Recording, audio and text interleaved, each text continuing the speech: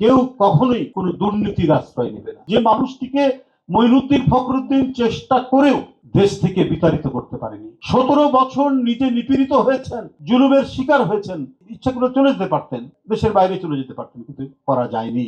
আমরা যদি কথা বলার স্বাধীনতা, আমাদের কণ্ঠকে, আমাদের মত যাই হোক না কেন, ভিন্ন মত থাকতে পারে, কিন্তু সব মত একটি জায়গায় একটি দেশে তারা কথা বলবে।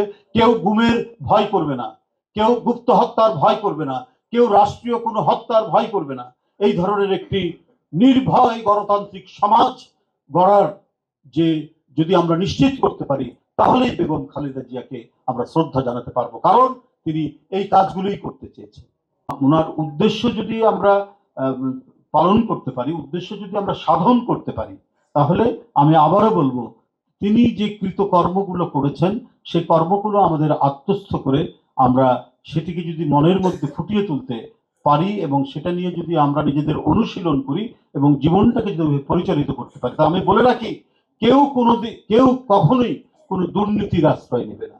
কেউ কখনো তার দেশের প্রতি যে ভালোবাসা, এই ভালোবাসা তার মধ্যে উত্তর বৃদ্ধি পাবে। কারণ যে মানুষটিকে মঈনুদ্দিন ফখরুদ্দিন চেষ্টা করেও দেশ থেকে বিতাড়িত করতে পারেনি, 17 বছর নিজে নিপীড়িত হয়েছেন, জুলুমের শিকার হয়েছেন, কিন্তু তাকে ইচ্ছা করে চলে যেতে পারতেন, দেশের বাইরে চলে যেতে পারতেন, কিন্তু করা যায়নি।